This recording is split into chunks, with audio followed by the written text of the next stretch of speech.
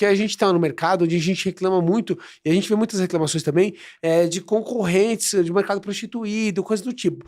Como você lida com concorrentes que prostituem mesmo o nosso mercado com margens, assim, inviáveis? Você tem que entender que você não pode atender o mesmo cliente que ele. Esse é o primeiro ponto que você tem que começar a entender. Por exemplo, a nossa empresa está no interior de São Paulo. Se eu entender que o meu atendimento geográfico é onde está a empresa, sem chance. Tá ferrado. Tá ferrado. Então o que a gente começa a entender? Tá, vamos pulverizar, vamos começar a ampliar Vamos aumentar o raio, Vamos começar a entender onde estão os melhores condomínios, onde estão os escritórios de arquitetura mais influentes. Então, por exemplo, o que nós fizemos hoje? Parte do nosso atendimento, boa parte até, ele está em outras regiões. Tá vindo para São Paulo, tá vindo para Alphaville, tá indo para Campinas. Então, assim, a gente sai do interior e vem para cá. Por quê? Porque aqui tá o público onde hoje está me ouvindo, aonde investe aquilo que a gente quer vender, com o propósito que a gente tem de vender. Então, quando você começa a falar de, porque estão prostituindo o mercado, porque o meu concorrente vende muito mais baixo, mas é porque você tem o preço mais alto, você não entendeu que você não deve atender o mesmo cliente que ele. Você tem que começar a criar conexões para sair daquilo ali. Por exemplo, como que faz isso? Visitando os arquitetos. Hoje, a maioria das empresas de esquadrias tem medo de arquiteto. Não visita os caras. Não gosta de arquiteto. Não gosta. E aí, a gente sempre fala muito disso. Não fala sobre vidro esquadria na faculdade de arquitetura. Não fala na faculdade de engenharia. Eles dependem do mercado. E o mercado também não fala. Então, como é que você quer que um arquiteto justifique para o cliente dele para comprar contigo, que o teu valor é X mais 2, se ele não sabe a diferença do teu orçamento para o outro? Se ele não entende. Uma coisa que a gente faz muito na empresa é pedir orçamento de concorrente sem preço. Porque quando você... Eu também peço. A gente pede orçamento de concorrente. Às vezes vem. Facilita. Mas não é de graça, né?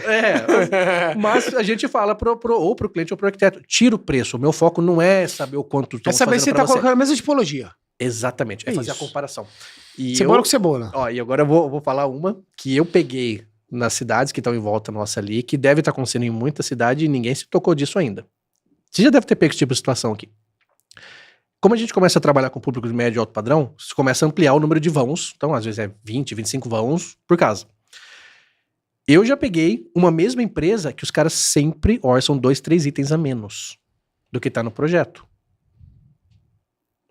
A primeira vez que veio o orçamento dessa empresa para mim, o cliente tirou o preço tudo, mandou, eu comecei a comparar, aí ligamos, o nosso tá respeitando o projeto 100%, que esse aqui tá com 2 a menos, 2, 3 a menos. Ok. Falei, bom, é raro, né? Normal.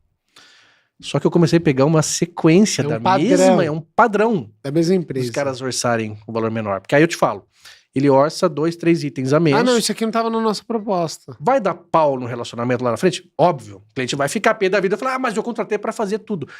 Mas não tava na como proposta. É que ele vai fazer 2, 3 itens com outra empresa? Não faz. Não vai. Então eu comecei a pegar uma determinada empresa que começou a sair com frequência. Né? Mau caráter.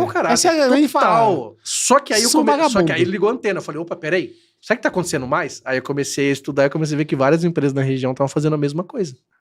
Não quando é obra pequena, porque é perceptível 3, 4 itens, mas quando você pega uma obra grande... Eu orcei uma obra hoje de 37 itens que tinham 102 quantidades, então... Sim, o cara coloca 3 quantidades a menos ali.